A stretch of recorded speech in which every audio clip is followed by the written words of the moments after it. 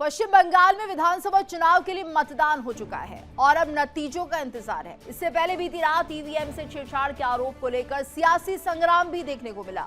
उत्तरी कोलकाता की 2 सीटों से टीएमसी के उम्मीदवार कुणाल घोष और डॉक्टर शशि पांजा ने स्ट्रांग रूम में रखी ईवीएम से छेड़छाड़ किए जाने का आरोप लगाया।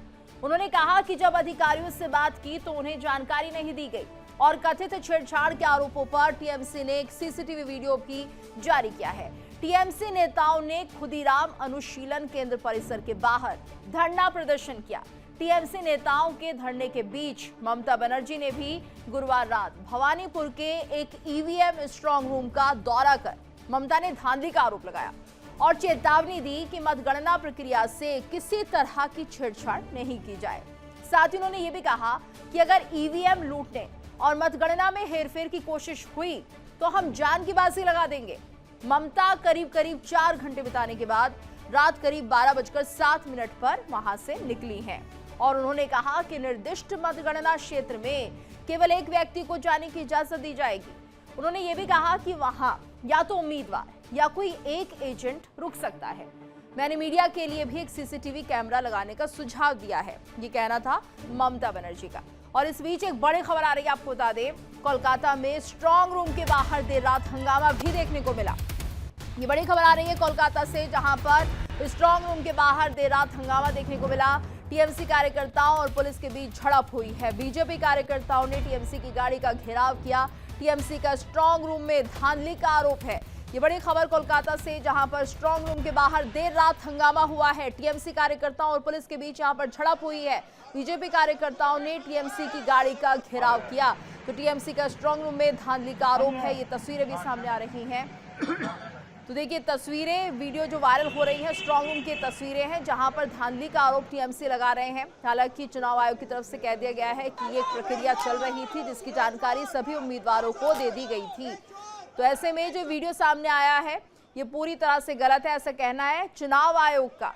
तो वहीं ये तस्वीरें जो हैं वो बता रही हैं किस तरह से टीएमसी के कार्यकर्ता स्ट्रांग रूम के बाहर हंगामा कर रहे हैं और ऐसे में ये कहा जा रहा है कि कुछ हेरा फेरी यहाँ पर हो रही थी। वीडियो ये दिखाया गया है जिसमें टीएमसी के कार्यकर्ताओं ने आरोप लगाया। हालांकि चुनाव आयोग ने इन आरोपों को निराधार बताया है। और वहीं आपको बता दें, पश्चिम बंगाल के चुनाव में बांग्लादेश की एंट्री, बड़ी खबर, पश्चिम बंगाल के चुनाव में बांग्लादेश की एंट्री हो गई है। एग्जिट पोल के रिजल्ट से बांग्लादेश में टेंशन। तो बांग्लादेशी सांसद अख्तर हुसैन का बड़ा बयान भी सामने आया है।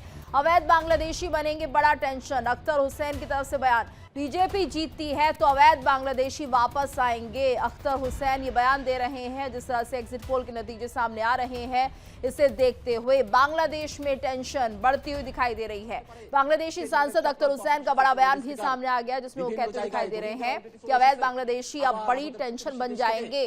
बीजेपी जीतती है तो अवैध बांग्लादेशी वापस आ जाएंगे। अख्तर हुसैन की तरफ से ये बयान सामने आया है। আমরা এই বাংলাদেশের যারা মানুষেরা আছি আমাদেরকে একতাবদ্ধ থাকতে হবে। শরণার্থীদের ঢল নামানো হতে পারে সেই ধরনের চক্রান্ত আশেপাশে চলছে। মাননীয় স্পিকার, বিভিন্ন জায়গায় রোহিঙ্গারা অলরেডি চলে এসেছে। আবার আমাদের প্রতিবেশী দেশ থেকে আবার যে মুসলমানদেরকে বের করে দিয়ে। तो देखिए अख्तर हुसैन सांसद है बांग्लादेश के और अवैध बांग्लादेशियों को लेकर उन्होंने बयान दिया है कि अगर बीजेपी पश्चिम बंगाल में जीत जाती है तो जितने भी अवैध बांग्लादेशी हैं वापस बांग्लादेश पहुंच जाएंगे। एग्जिट पोल के रिजल्ट से बांग्लादेश में इस वक्त टेंशन बढ़ती हुई दिखाई दे रही है और इसी पर चर्चा करने के लिए हमारे साथ मेहमानों का खास पैनल भी जुड़ चुका है। हमारे साथ रत्नाकर सिंह जी जुड़ गए हैं, प्रवक्ता हैं बीजेपी के। विश्वजीत घोष जी जुड़े हुए हैं, नेता हैं टीएमसी के। मजहरुल इस्लाम खान जी जुड़े, वरिष्ठ पत्रकार हैं, बांग्लादेश से हमारे साथ जुड़े हुए हैं ये। और आलोक पांडे जी जो कि पॉलिटिकल एनालिस्ट है। आप सभी का बहुत बहुत स्वागत है इंडिया डेली पर। और जिस तरह से एग्जिट पोल के नतीजे सामने आ रहे हैं, आलोक जी सबसे पहले रुख आपसे ही करना चाहेंगे, क्या कुछ रिएक्शन जो है इस बयान को लेकर आप देंगे जिस तरह से बांग्लादेशी सांसद यहाँ पर एक बड़ा बयान देते नजर आ रहे हैं। अख्तर हुसैन ने कहा कि अगर पश्चिम बंगाल में बीजेपी जीतती है उसके बाद सभी बांग्लादेशी वापस बांग्लादेश पहुंच जाएंगे। बहुत बड़ी टेंशन है ये बांग्लादेश के लिए, आपका रिएक्शन? देखिए, इससे तो ये पता चलता है कि जो भारत में घुसपैठ की समस्या है वो कितनी गंभीर है और भारत का जो विपक्ष है वो घुसपैठ की जो समस्या है उसको किस तरह से बढ़ावा दे रहा है। अभी तो केवल एग्जिट पोल के रुझान है और ये बांग्लादेश के पार्लियामेंट में, जहां तक मैं देख पा रहा हूं कि बांग्लादेश के पार्लियामेंट में ये बात कह रहे हैं। अगर वहां का सांसद अगर पार्लियामेंट के बाहर भी कहते तो बहुत बड़ी बात है, लेकिन अगर वो पार्लियामेंट के अंदर ही कह रहा है कि बीजेपी आ जाती है तो वहां से जो अवैध बांग्लादेशी है उनको बांग्लादेश वापस लौटना पड़ेगा। तो आप समझ लीजिए कि वेस्ट बंगाल की सरकार और एक तरह से इंडिपेंडेंट गवर्नमेंट की तरह कार्य कर रही थी बांग्लादेश रोहिंग्यास को अपने देश में घुसेड़ने के लिए। ये भारत की सिक्योरिटी के लिए बहुत बड़ी चिंता की बात है। ये बहुत ही बंगाल सरकार के लिए शर्म की बात है कि एक इस तरह की घुसपैठ की समस्या का बिल्कुल। और आलोक जी, घुसपैठ की बात को निराधार बताती थी ममता बनर्जी, लेकिन अब ये जब ये बयान सामने आ जाता है अख्तर हुसैन की तरफ से, तो ये मानिए कि एक बहुत बड़ी समस्या ही नहीं बल्कि बहुत सारे अवैध बांग्लादेशी भारत में पश्चिम बंगाल में रह रहे हैं। हमारे साथ मजहरुल इस्लाम खान जी भी जुड़े हैं। मजहरुल जी, आपसे भी हम समझना चाहेंगे, क्या ये वाकई एक बहुत बड़ी टेंशन हो जाएगा बांग्लादेश के लिए अगर ये बांग्लादेशी जो कि अवैध तरीके से भारत में रह रहे हैं, अगर पश्चिम बंगाल में बीजेपी की सरकार आती है तो इन्हें डिपोर्ट कर दिया जाएगा? देखिए, पहले हम आपके सवाल जो है उसके बारे में बहस के पहले हम बताना चाहते हैं कि who is Akhtar. Akhtar is representing a political party who is attached with those people, those political parties who is very much biased with Pakistan, anti Indian. ये आपको समझना पड़ेगा। दैट मीन्स अगर टेंशन क्रिएट कर सकते हैं ये लोग तो फिर पॉलिटिकल इश्यूज बन जाएंगे इनके लिए। अब जो बात सवाल आपने पूछा कि जो इंडिया पे माइग्रेट किया several years, Calcutta and other parts, देखिए पहले भारत पाकिस्तान की जो डिवाइडेशन तब भी एक माइग्रेशन था, बाद में सेवरल पॉलिटिकल इश्यूज आया तब भी एक माइग्रेशन हुआ। इसी तरह आपको पता है कि 24 के बाद 2024 के बाद जो चेंजेस आया बांग्लादेश की पॉलिटिकल रिजिम पे, यहाँ पर एंटी इंडियन थोड़ा सा स्मेल आता है सबके जो लीडिंग पीपल है उनकी बातों पे। तो ये माइग्रेशन इश्यूज नया कुछ नहीं। भारत के बांग्लादेश से भारत पे जाना, पाकिस्तान जाना या दूसरे कंट्री पे माइग्रेट होना, ये देखिए म्यांमार से भी माइग्रेट होके आते हैं कुछ पीपल। तो आप भी कह रहे हैं ज्यादा बड़ी समस्या नहीं है, ये जो बयान दिया है ये सिर्फ ठीक है, उन्होंने चिंता जता दी है, लेकिन ऐसे कोई बड़ा बयान इसे आप नहीं मान रहे। ठीक है, हमारे साथ विश्वजीत घोष जी भी जुड़े हैं, नेता हैं टीएमसी के। विश्वजीत जी, आपसे भी रिएक्शन लेना चाहेंगे जिस तरह से लगातार ये जो खबरें सामने आ रही हैं, क्या बांग्लादेशियों की जो घुसपैठ थी उसे तो माना ही नहीं जाता एक तरह से, और लेकिन यहाँ पर अब जब ये बयान सामने आया तो जाहिर सी बात है कि अख्तर हुसैन का ये बयान बहुत मायने रखता है। आपका रिएक्शन लेना चाहूंगी, क्या कहेंगे आप इससे लेकर?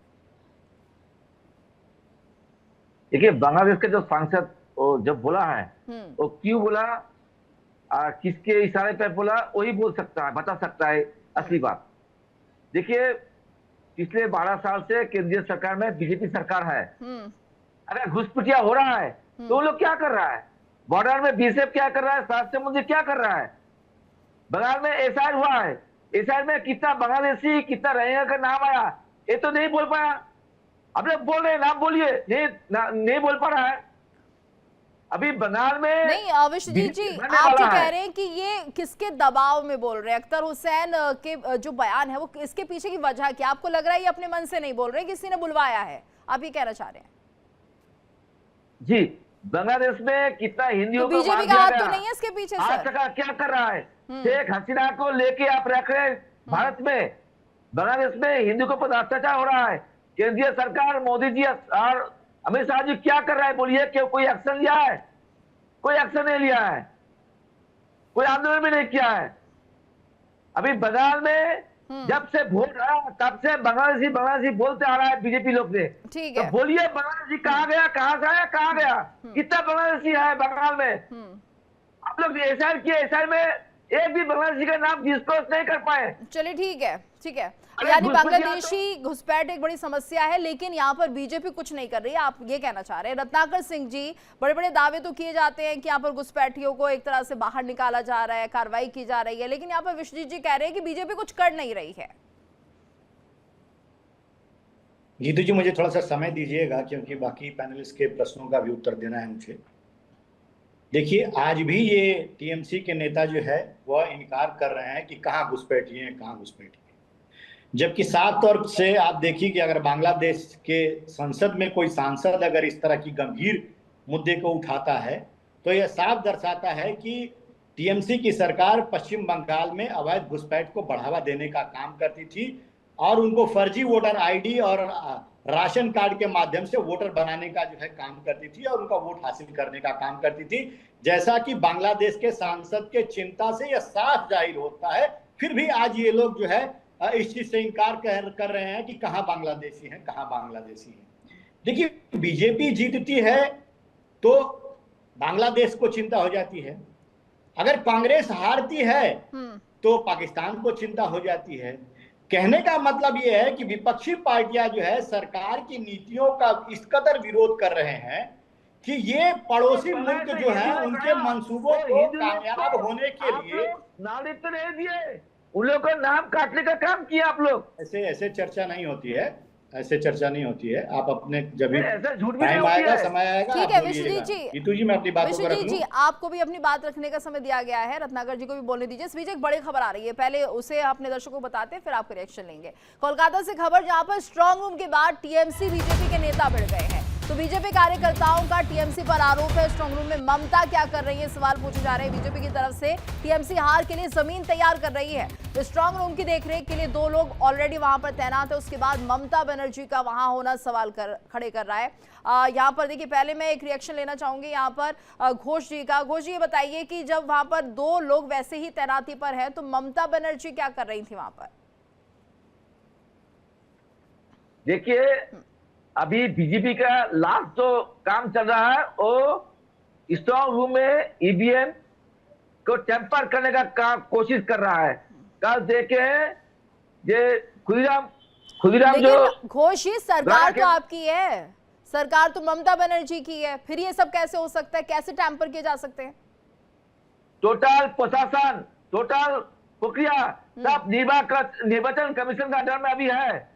पुलिस से लेकर सब बाहरी पुलिस, बाहरी ऑब्जर्वर सब बंगाल में घूम रहा है, बंगाल में काम कर रहा है।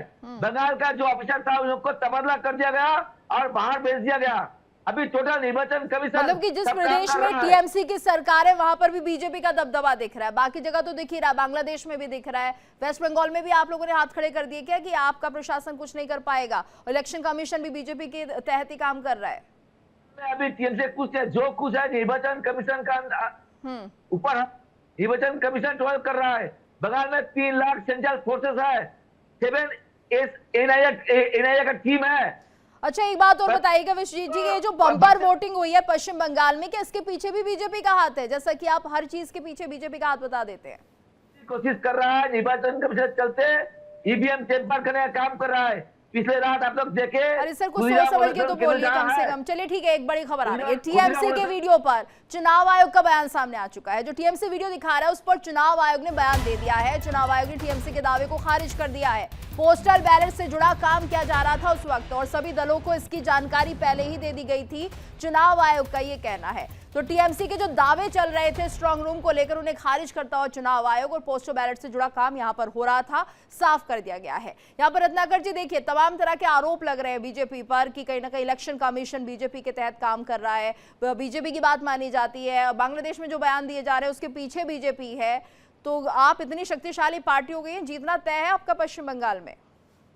देखिए गीतू जी, आज जो आरोप लगाने का काम जो ये लोग कर रहे हैं, ये साफ तौर से दिखाई देता है इनकी बौखलाहट। ये इतने बौखलाहट, इनका संभावित हार जो है इनको साफ दिख रही है कि ये जो है 15 साल में जिस तरह की परिस्थिति पश्चिम बंगाल में पैदा कर दिए थे, माँ माटी मानुस ने उसका जो है बदला इस बार जरूर लिया है और भारतीय जनता पार्टी को आशीर्वाद के रूप में चुन करके वहां पे विकास को प्राथमिकता दी है। आज ये बताइए, हमारे ऊपर आरोप लगाने का काम कर रहे हैं। 77 जगह चुनाव आयोग के यहाँ पे ईवीएम मशीन के ऊपर टेप लगाने की शिकायत मिली है और तमाम वीडियोज और फुटेज जो है दिखाया गया है उसमें, और 23 जगह उसकी सत्यता पाई गई है, चुनाव आयोग ने ये कहा। तो लोकतंत्र को टेप लगा करके उसको हनन करने का काम किसने किया है? ये टीएमसी के नेता ने किया है। सब तो सेंट्रल फोर्सेस ऐसे डिबेट नहीं करता। नहीं, ये तरीका, ये ऐसे डिबेट चलिए नहीं। ठीक है, एक एक करके अपनी बात रखिएगा प्लीज। आलोक पांडे जी को रुक कर लेते हैं। आलोक पांडे जी, देखिए जिस तरह से बीजेपी ये कह रही है, किस तरह से जमीन तैयार कर रही है टीएमसी, अगर परिणाम विपरीत आते हैं, टीएमसी के पक्ष में नहीं आते हैं, तो फिर ये बात कही जाएगी स्ट्रांग रूम में गड़बड़ी हुई, ईवीएम ठीक नहीं थे, टैंपर किए गए, तमाम तरह की बातें जो है सामने आ रही हैं। देखिए, मुझे लगता है कि जब भी कोई पार्टी थोड़ा सा नर्वस होती है, तो नर्वस के बाद वो इस तरह के जो आरोप प्रत्यारोप का दौर शुरू करती है, और टीएमसी भी इस समय नर्वस में है। उसकी जो पल्स है वो थोड़ा डाउन है, धीमी गति पे चल रही है। उसे लगता है कि अब अगर 4 मई को स्थिति वही हुई जैसा कि दिखाई दे रहा है, तो उसका फेस सेविंग कैसे करेंगे? अब लोकतंत्र को कलंकित करने का काम, टीएमसी तो वैसे भी माहिर है लोकतंत्र को कलंकित करते। वो तो मतलब आप ये मान के चलिए कि टीएमसी लोकतंत्र को तो वैसे भी बहुत मानती नहीं है। लोकतंत्र का मतलब टीएमसी तंत्र, डेमोक्रेसी का मतलब है टीएमसी तंत्र। तो आप टीएमसी तंत्र को लोकतंत्र मत कहिए। वैसे भी आपने लोकतंत्र को धता बना के रखा है, अब हार जाएंगे तो अपनी हार स्वीकार करिए। ममता बनर्जी से कहिए कि अपनी हार को स्वीकार करें।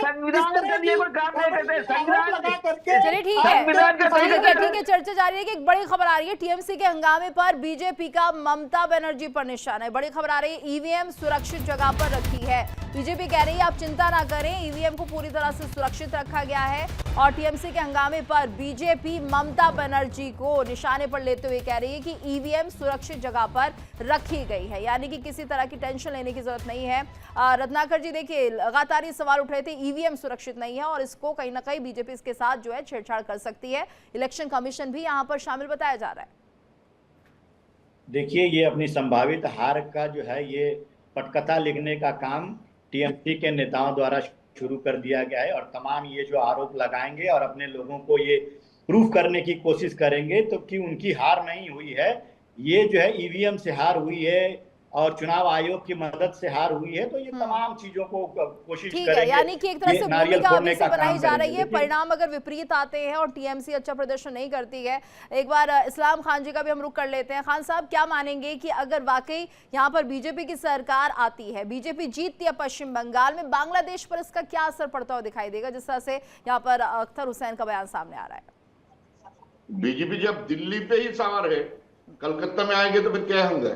Relation will be very regular, that is my believe, क्योंकि सेंट्रल गवर्नमेंट तो बीजेपी का है ना। और पश्चिम बंगाल के बात आप जो बता रहे, देयर लैंग्वेज, भाषा का तो दिख से, लैंग्वेज से we are very connected, culture से connected, political issues is not a big factor if neighbour is having a good relation with each other.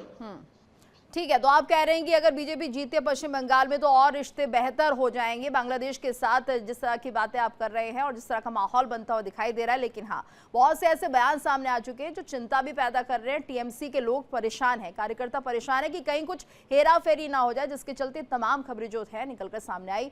समय इतना ही था, बहुत बहुत धन्यवाद करना चाहेंगे आप सभी का हमारे साथ इस चर्चा में जुड़ने के लिए। और इसी के साथ हमारी इस खास पेशकश में इतना ही। रुकेंगे एक छोटे से ब्रेक के लिए, लेकिन इंडिया डेली आपके स्मार्ट टीवी पर भी मौजूद है। देखिए इंडिया डेली 24/7 अब आपके स्मार्ट टीवी पर। इंडिया डेली मौजूद है सभी डिजिटल प्लेटफॉर्म पर लाइव और लगातार। इंडिया डेली 24/7 हर दिन राष्ट्र को समर्पित।